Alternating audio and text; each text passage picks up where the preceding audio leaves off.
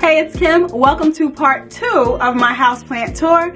Thank you so much for tuning in today. If you haven't checked out part 1, be sure to look for that link down in the description box below, and I'll also link it up in the cards up top so you can check out part 1 of my houseplant tour.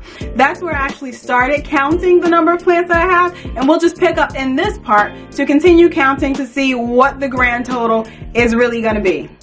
Let's get into part 2 of my houseplant tour. Now we're moving into my dining room, and over here I have this bird of paradise, which was outside for the summer, and it grew a lot while it was out there. And then since it's been inside, it's actually still growing, which I find pretty amazing.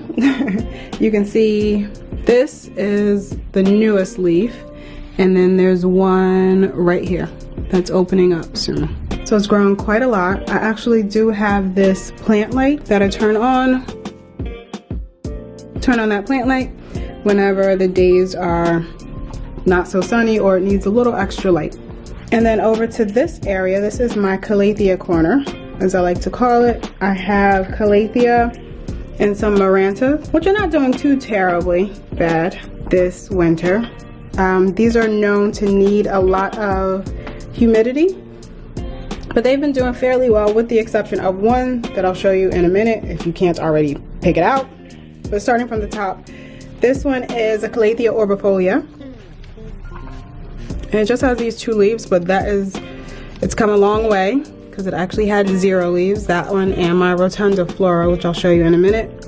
Then this one is a Medallion, and as you can see, it's gotten these crispy edges, and that is likely due to the lack of humidity. I do have a humidifier back there. There's actually 2 back there, but I often forget to run them. So for the most part, they're not getting a lot of humidity this winter, but I will do better soon. Here's a Maranta. This one's a variegated Maranta, known as the Beauty Kim. This is another one that used to be in an 8-inch pot. It actually died off a bit, and then I downsized it. At one point I thought it was completely dead, and I put it outside on my deck. And then about a week later, I noticed it sprouting up new leaves. So I gave it new soil and brought it back in, and that was doing well. This is the Rotunda Flora that I was talking about. This one has done extremely well, just like the Orbifolia up on the top shelf.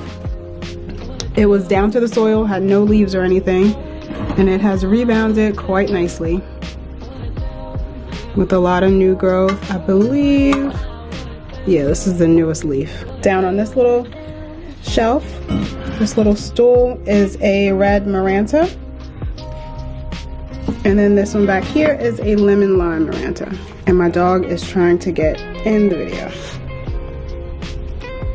And then this is the one that I was talking about that's not doing the greatest. This is a jungle Cat Calathea, I believe that's the name of it, and I'll insert a picture of it when it was doing really well. Right now it's really not, it's really struggling.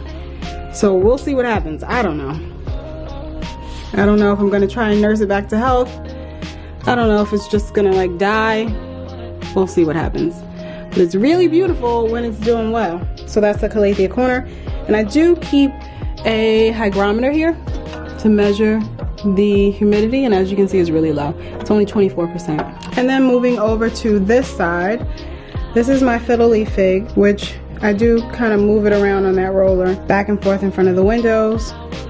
But it did really well over the summer. I have a story on my Instagram about how terribly it was doing. It was pretty much bald and bare, but it grew so much when I put it out over the summer. It really liked it. So it's doing well here. And you can see that light up there. Those 2 lights are actually grow lights that I'll turn on when we're not getting a whole lot of sunlight inside the house. I do find fiddle leaf figs to be a little temperamental, and that's just what it is. Move that one over. Okay, and here, this is my Monstera Deliciosa. We had a setback, I want to say about a year ago. I actually found thrips on it, and a lot of the leaves did die off, but it's grown quite a bit since then. But the thing about it is the leaves that are grown out look rather immature. So like none of these have fenestrations in them like the mature leaves would, and all of the leaves that it did have with fenestrations and everything are completely gone off the plant now, so it's kind of rebounding. And then over here, trying to show you without getting too much of the light, you know, backlighting from the window, I have these two shelves. So these two are hanging from the ceiling. I made these macrame hangers for my plants to go in front of the windows, and then I have this little table here which I picked up from Home Goods. So I'll give you a peek at what is on these hangers and what's on this table. So here you can see that is the Peperomia Hope, which is doing really well. Seems to like it in this window. And then on the right, sorry I had to come around a bit, and then this one is the Hoya Brittoniae. That's the one I mentioned, my propagations, that the stem broke off. I find this to be a very easy plant to take care of.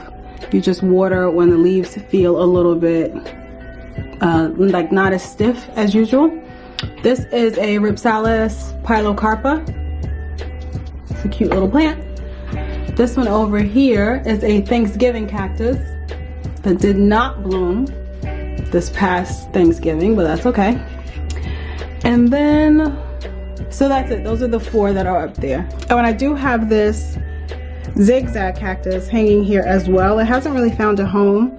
I bought this in December, I think, so I've just been hanging it here. Moving over to this shelf. This is not as easy as it seems, I swear. Plant YouTubers make this look really easy. So this one is a variegated Hoya Compacta. This one is a Dischidia rustifolia, and this whole pot was actually full until I forgot to water it, and then this whole half dried up and died. So I'm considering whether I will buy another one and kind of put them together to make a full pot again. We'll see. But this is one of the plants that I did struggle with because it doesn't actually tell me when it needs to be watered. Not exactly. I'm learning it. But like Hoyas, and I'll use this one for example, this Crimson Queen, when they need to be watered, the leaves are a lot more pliable or bendy. And then when it's freshly watered or it doesn't need water, the leaves are much firmer. So it's kind of easy to tell when you need to water it. But in the case of that Dischidia rustifolia, because the leaves are so small, I do find it really hard to tell. Speaking of Hoyas, we have a lot more Hoyas on this shelf. This one is a Kentiana, I believe, or the other one that looks just like a Kentiana. I think it's a Kentiana. This one is the variegated Kentiana. That one's a variegated Kentiana. It has the inner variegation. This is a Kentiana Lori Lynn, which is similar to the Dischidia rustifolia. Looks a little sad. Half the plant died, but this other half is looking okay. And I shouldn't even say half because I think I have 5 stems in here. Now I'm down to 1. But that's a Lori Lynn, and it has a variegation on the outer edges of the leaves, unlike the other version of the variegated Kentiana. A Hoya Australis, and this one has had some sun stress. That's why you can see like the reddish yellowish on some of the older leaves, but that one's doing well. And this is another plant that I have growing in that rock mixture, that soilless rock mixture. So that's all the plants on that shelf. If anyone has any questions about the care for these plants, please feel free to ask me down below, or maybe even if you have questions about where I got some of the planters or anything like that, because I'm so sure that there's stuff that I'm going to forget to mention in this video. So coming over here, this was in my last video. This is my Hoya Compacta, just the regular green variety. And it really is, it does have really long, what do you call it? Long tendrils, stems? Not stems, I don't know. But I just wrap them up and kind of keep them on top so that it still gets sun all over. And this is another one that I tell if it needs watering by squeezing the leaves. So these bend kind of easily. Well, that one's hard to bend. That one's easier to bend. And I like to test the leaves closest to the soil, the older leaves. That kind of gives you an indication of if the plant needs to be watered. So this one doesn't really need to be watered just yet. Over on this table I have a Mottled Syngonium, which can't really see much of the modeling. It's a very dark version. You can see some of it there. It's like some light green and some dark green. So it's a mottled Syngonium with the oldest leaf that probably will soon die. This is what happens in the winter. It's normal, it's fine. And then here I have the fuller plant of the Philodendron, oh, Graziella. I think I said a Gabby earlier with that cutting. It's a Graziella. I don't know why I said Gabby, the G, I don't know. But this is the larger plant that I have of that. Over here is my Philodendron Bromarx. This is just the regular green variety. This one I just potted up into soil. It was propagating and living in moss for quite a while. So I do find with Bromarx that they don't like change. I think I mentioned that before. They do not like change. So some of these lower leaves are yellowing. And I also noticed that even when their leaves yellow, they don't necessarily fall off all the time. So I'll just let them stay and see what happens. Why is it that when you film, you can't remember anything, the name of anything? I think it's a Rhaphidophora Decursiva. Rhaphidophora. This one, it was cuttings that weren't rooted. They're currently rooted, and I do have it growing in some leca. And as you can see, there's a new growth point coming out there. It's not the easiest to see, but yeah, there's a new growth point there. I haven't seen a new growth point coming off of this one just yet. Oh, and the silver sword that I had over on the shelf and the marbled pot belongs here. This is where it normally lives. And to round out the dining room, on my messy dining room table, I do have these two Syngoniums. This one is a Neon Robusta, and this one is a white butterfly. It's pretty big. But those live on the dining room table. Okay, and the last of the plants that I have on the first floor are here in my kitchen. And on this little pedestal, I have a Pearls and Jade pothos. And the leaves are kind of laying down a little bit, so I can tell it needs some water. They're not perky and upright as they normally are. And then I have this little glass with some watermelon peperomia cuttings propagating. You can see the roots and they're growing little babies. Maybe I'll pot that with the other one, but they all just look sad. All of my peperomias look sad. Over here is a golden pothos. This is actually cuttings from that larger one in my living room. Here is just a jade pothos. These live in the window and they like it here. This is what do you call it? An orchid that I got. I think I got it from the supermarket. It's a cute little mini orchid and it has bloomed a few times since I've had it, which is really cool. Here I do have some cuttings of a snake plant that will likely not make it. I don't think these are gonna make it. They've been here for a very long time, but they don't have roots or anything yet, so I don't think they're gonna make it. This is a jade plant there. And then this sad specimen is actually the bulb of an Alocasia. It's the bulb of an Alocasia Frydek actually, that I thought was dead, but then I pulled it out of the soil and saw that this has roots. So I just put it in some leca. I don't know if it'll make it, what'll come of it. These leaves weren't as crispy when I put them in there, but now they are, and it's pretty much time to take them off. This is a Peperomia Obtusifolia variegata, also known as a baby rubber plant. That's the variegated form, and then this one is the all green form. And then I have this small golden pothos right there by the sink. And that's it for all of the plants that I have on the first floor. Wait a minute, I was wrong. I have more plants on the first floor. I have this Moonshine Sansevieria, and I also have this peace lily right over here. That one has a few brown leaves that really need to be tended to. I have those, and I do have two in the window going up my stairway. I'll show those to you now. Again, these two are in the window, so it's terribly backlit, but the one here is a Hoya Carnosa Crimson Princess. That's the one with the variegation in the middle. And then this one is a Hoya Obovata. and it's like huge. And what I was saying, these are very bendy, the leaves, even the older ones. Normally they're really stiff, so I can tell that this one needs some water, so I'm gonna water it. And you may be wondering why that pot is green and this pot is white. It's actually because the Obovata grew so much that I couldn't get it in and out of this hanger, so I had to take it out of the white pot, and that's just its regular nursery pot that it came with. So I have to work on finding something to put it in that will look nicer or match better with this pot here. And making my way upstairs, I have this tall snake plant at the top of my landing. So this is the plant shelf that I have in my upstairs hallway. And it's a perfect example of plants needing to find homes in the winter, because not all of these live here. They're just here because I have the grow lights on the shelf. So it's a good spot to keep some plants that need extra sunlight. So up at the top, this is my heartleaf philodendron. You can see it's rather long. It comes down all the way down to there, and I love it.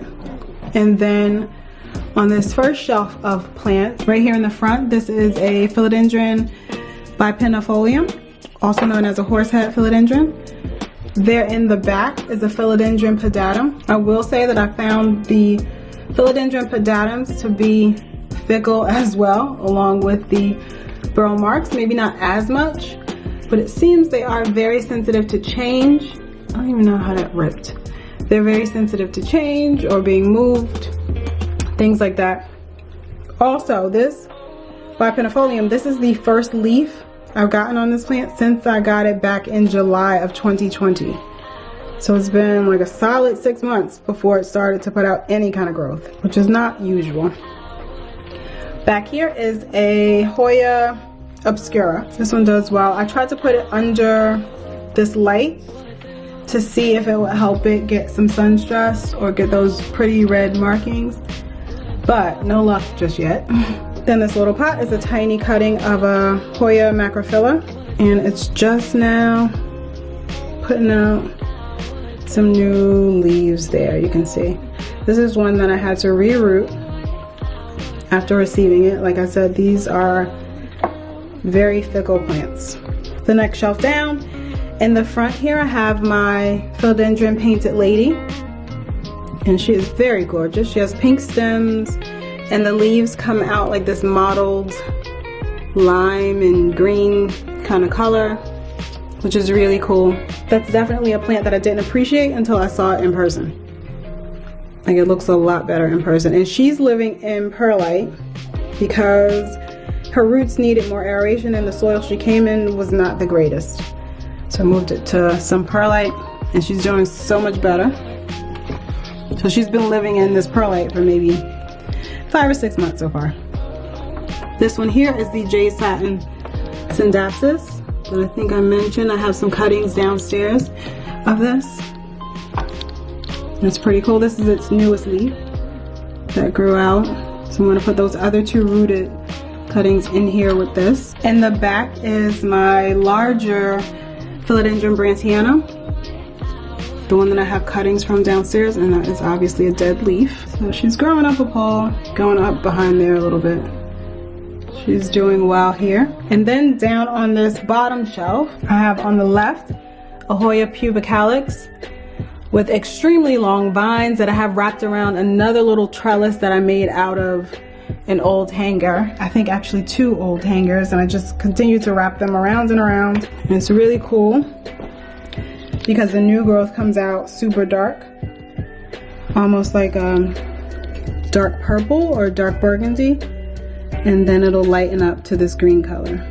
And then I have this terrarium from Pottery Barn, and in here, it's a little dusty, but in here at the bottom I have a Syngonium Erythrophyllum. That's what it is. It's normally like a burgundy-ish color on the undersides of the leaves and green on the top. This one is its newest leaf here. It kind of looks like it's dying, but it's not. It just opened up. And then that's the same plant right there in the back. That's the same plant right there in the back. And then over here is a Hoya Curtisii. A few cuttings of that. That's the Erythrophyllum over on the left. And this leaf is likely dying.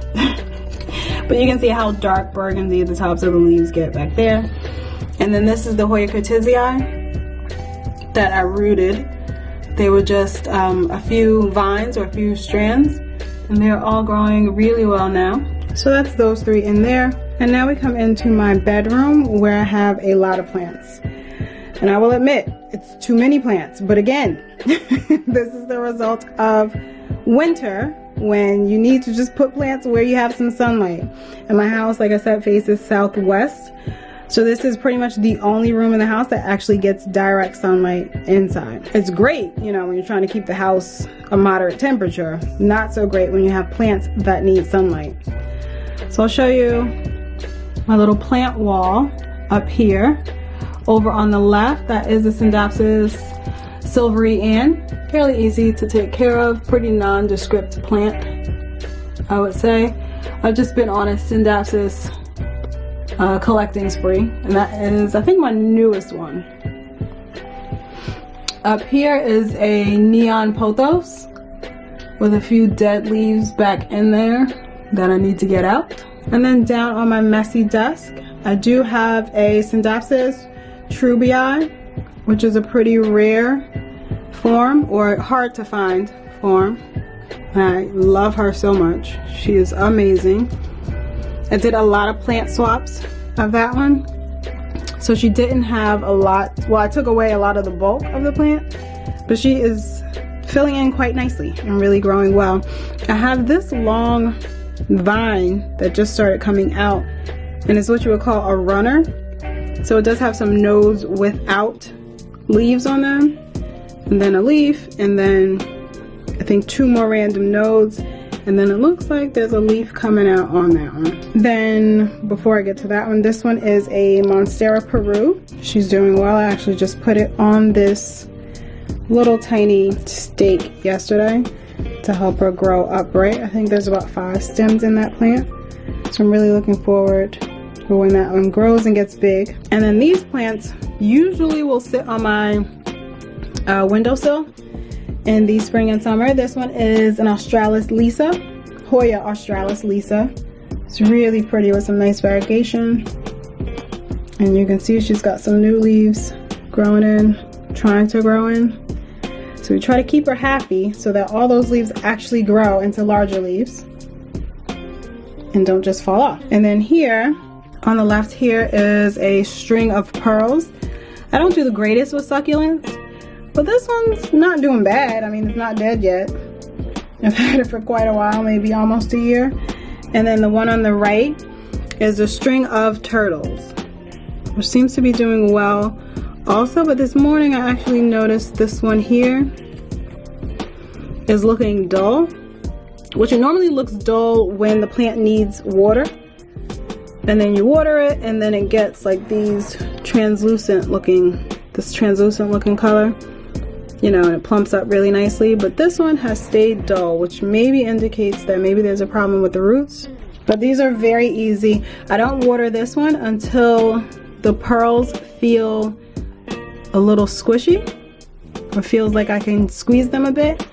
It's kind of hard to describe, but they stay very firm normally. But if you can squish them even a little bit, that likely means it's time to water it. And like I said, it's a succulent, so it doesn't require a whole lot of water, but those are some indications of when to water it. Same with this string of turtles. It gives you signs, like I said, when it looks shiny and plump, they don't need water. But when they look dull and flat, I know they do need water. But this one was watered not too long ago, so I don't know why that one's still looking dull. Oh, and I think I forgot this one. I was trying to avoid the mess on my desk. But this is a Scindapsus exotica. Scindapsus pictus exotica. This really is one of my favorites. It's really pretty. And when it gets a lot of sunlight, the leaves grow extremely big. But that's the exotica there. And then up here on my dresser in front of my TV, I have a Philodendron micans. This one's not doing the greatest. I mean, it's not dead yet. This leaf is dying, but it's not quite ready to come off, so I don't pull it off. And I don't water these until the leaves curl a little bit. kind of like this one. I just watered this yesterday, so hopefully that'll uncurl. We'll see. But yeah, some of these vines aren't doing the best, as you can see here. I do have those cuttings downstairs, so I will likely put those into this pot to see if I can kind of fill it out a bit better. Also, another one that hasn't been doing very well this winter is this. This is my Pothos Enjoy. There's actually a vine on here, and I think it's this one that seems to be dying. I don't know. I have a few vines actually wrapped up in this pot. But yeah, the leaves are kind of falling off. Oh, also this Micans has a lot of spots on it. Not sure what that's about. Maybe uneven watering. I don't see any pests. I always check for pests. I don't see any. So that is not a problem. But I don't know. We'll see. We'll see who makes it. Who makes it out of the winter months. But this one I will likely pin it down so that more of these nodes can grow roots into the soil and hopefully fill out the pot even more. So down here on this plant stand, I have an Albo Syngonium here on the left, and it seems to love it in this spot. It's grown so much since I got it. There's actually a whole lot of vines in this one pot, so it's really full, and the variegation is very pretty on that. This one down here in the middle is another Hoya Compacta variegata, and some pretty white leaves. This one hasn't done much since I've had it. It hasn't been that long, and it actually has like a dried peduncle there. That's where flowers grow, so I don't know if it'll activate or what. So that's a Hoya Compacta variegata. This is a Fairy Castle cactus. I'll put the actual name on the screen, but it's really cute, and it grows like a castle, like a fairy castle when they get bigger. And this one actually has grown quite a bit, which I'm surprised by. From about there to there, that's how much it's grown in the past 6 months. I mean, I didn't think cactuses grew very fast, and that seems fast to me. This one back here is another Syngonium. That's a Thai pink splash Syngonium. It's a really pretty plant. It's growing quite tall. The leaves come out really splashy, nice bright pink, and as the leaves get older, it kind of morphs to less pink, just more greenish. Oh, that's a good one. It's not so pink anymore. It's a nice plant. Also one of the harder to find varieties that I'm glad to have in my collection. Coming over here to another window, that's my Philodendron Micans up at the top, and she is so pretty. I actually didn't realize until the other day how much she had grown. I bought this one in December, and I believe the vines only came to the bottom of this little shelf, and now she's grown out quite well. This is probably a plant that I will never cut, ever. And this shelf, this plant hanger, is 3 tiers. It's another one that I DIY'd. On this shelf is my string of things. Let me move this one out of the way. Kind of. So on this shelf I have a string of hearts back here, and I'll step back soon so you can see like how long these all are. This next one is a Silver Glory string of hearts. That's that one. This one is a variegated string of hearts. And then this one over here is a string of daggers. At least it was sold to me as a string of daggers, and it did look very dagger shaped because I wasn't sure if a string of daggers is the same as a string of spades. I'm still not sure, but let me see if I can get you a good shot. But you see how this leaf there is very pointed? That's how all of the leaves were as the new growth is growing out. And this is all new growth, all of these vines. They look slightly more rounded. Still not quite spade shaped, but I don't know. If anybody knows if a string of daggers is any different than a string of spades, please let me know. Even if they are not, I would likely buy a string of spades just because it looks like a different shape. Who am I kidding? And add it to my shelf of string of things. So this is the Pink Hearts, or variegated string of hearts.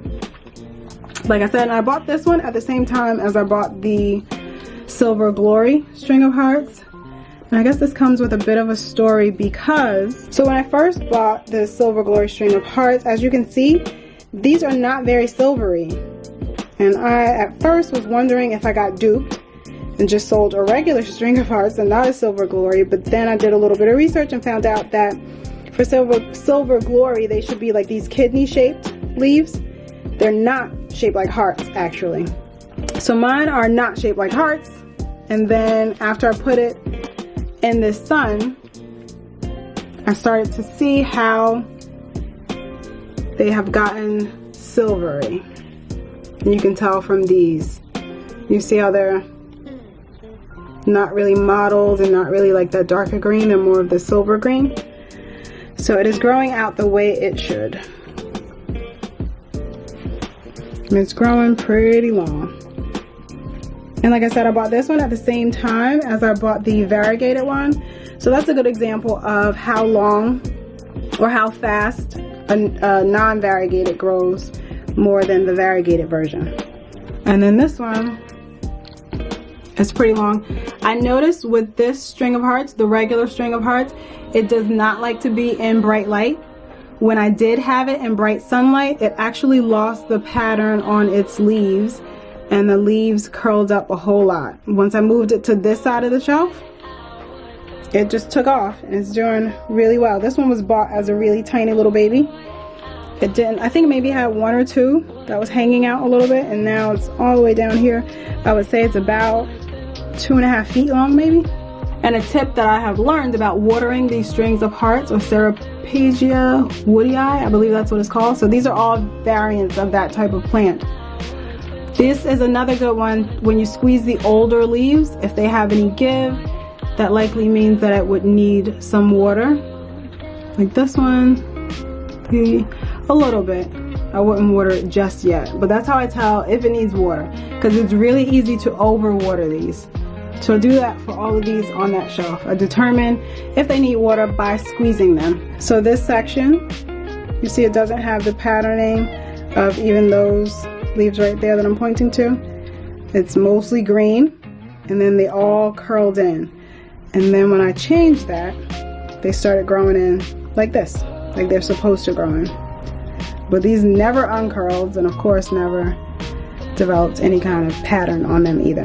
And this one here on the bottom shelf is a silver dollar plant. It's a type of, like, almost like a succulent type of plant. It's really cool. It has almost like a grayish silvery kind of color to it. It's really pretty. So that's that one. This one has grown quite a bit since I've had it here. So I'm thinking that I might move it someplace else. But it does really like it in this spot. So again, that's a silver dollar plant. Alright, and last but absolutely not least is this table that I also have in this window in my bedroom that is right underneath this plant shelf, this hanging plant shelf thingy. In the back that is, I'm trying to get out of the camera shot. In the back that is a white ghost euphorbia lactea something. But I love this plant. This is another one that I do have growing in rocks. The white rocks on the top are just for decoration, but it's growing in that same lava rocks, pumice, and zeolite, and it seems to really like it. I water it when it feels a little soft. So if you know anything about cactuses, or cacti I should say, you kind of squeeze, and if it has any give, it needs water. But of course we don't water cactus very often, so it's easy to overwater them. But that's a little tip that I have learned, I've picked up, and it seems to be working. All of this is new growth since I've had it, these little small ones that are growing out, and they're really cute. And the last one, pièce de résistance, I suppose, is a variegated Albo Monstera. I actually won this one from a contest on Instagram So it's possible. The contests are real. It was a contest by Plant Shop, BWH Plant Company. I believe I'll link them down below. But I commented on one of their giveaways and I actually won. I won this and the Pink Princess. I'll insert a clip of when I first received them, or what they look like when I first received them. Her leaves are a bit dusty. But this is her.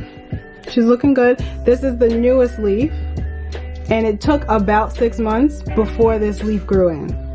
So I think she's just waking up from her winter hiatus. And I'll explain why I have this here. So originally I had this was in a 4-inch pot, and it was grown in all moss. So I tried to switch it over to soil because I could never tell when it needs to be watered because the moss always seemed dry. So I switched it over to soil, and I probably didn't do a good job because half the roots rotted. So then I panicked, and I needed to take it out of that, or take off more of the moss to make it live. But long story short, so it was in a 4-inch pot. I moved it to a 6-inch pot, and when I did that, I put this aerial root into the soil, and this started growing roots. But then when I needed to switch it out of that original soil setup, this would not reach the soil in this pot. So I didn't want to just abort this one growing roots. So I put it in its own little tiny pot on the side, and it's working. I've actually seen where greenhouses do this. They will like take the long aerial roots and root them by themselves, and then once they get established and start growing, they will cut the bigger stem and then still leave everything attached and just keep growing it up, you know, the pole. So who knows? I don't know that I would cut this, but it's an option. I mean, this is growing, this has rooted, has grown out on its own. So technically I could if I wanted to, but she's gorgeous. And this is where she lives.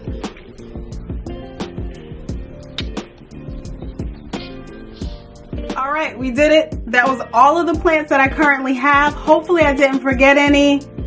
Actually, I forgot one. I forgot one plant. Hold on, let me go get it. This is the plant that I forgot. It's a little pretty sad looking zebra plant, and this one stays in my son's room. That's where we did not go for the tour.